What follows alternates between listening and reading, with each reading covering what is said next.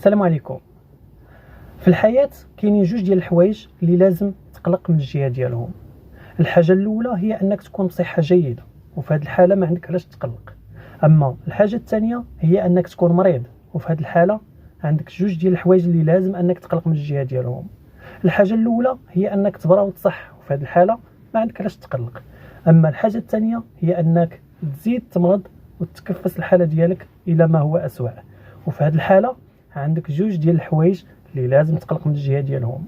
الحاجة الأولى هي أنك تبقى حي، وفي هذه الحالة ما عندك علاش تقلق. أما الحاجة الثانية فهي أنك تموت. أما في هذه الحالة فعندك جوج ديال الحوايج اللي لازم تقلق من الجهة ديالهم. الحاجة الأولى هي أنك تمشي للجنة، وفي هذه الحالة ما عندك علاش تقلق. أما الحاجة الثانية فهي أنك تمشي للنار، وفي هذه الحالة كاينين جوج ديال الحوايج اللي لازم تقلق من الجهة ديالهم. الحاجة الأولى هي أنك تعذب العذاب العادي، أما الحاجة الثانية فهي أنك تشوى وتقرمل في مكان VIP. والسلام عليكم.